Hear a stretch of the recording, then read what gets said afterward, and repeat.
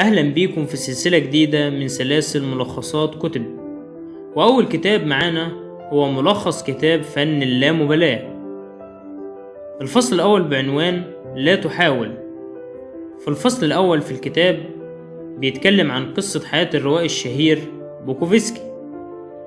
بوكوفسكي ده اتعرض للفشل في معظم سنين حياته، وكل أعماله وكتاباته اترفضت، وما كانش في حد راضي يساعده انه ينشر اعماله. وكان بوكوفسكي مدمن للخمور بسبب الظروف اللي كان فيها.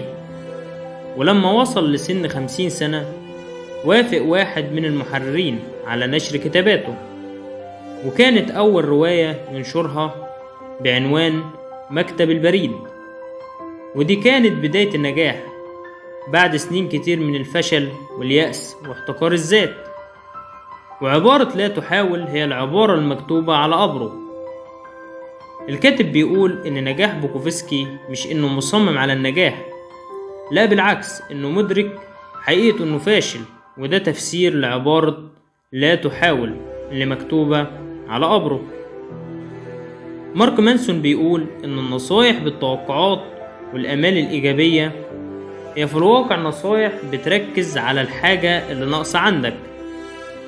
على سبيل المثال، انت بتتعلم حاجات زي افضل الطرق لكسب المال لانك بتحس ان المال اللي بتكسبه قليل مش مكفي ومحتاج تزود دخلك.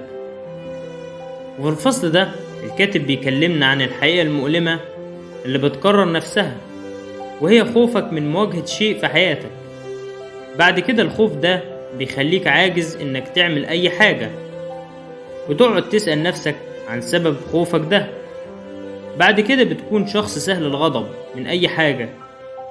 ومعنى فن اللامبالاة إنك ما تهتمش بحاجة زيادة عن اللزوم علشان ما تتعبش في حياتك. ومش معنى إنك ما تهتمش بالحاجة دي إنك تهملها، لا، ده مش إهمال.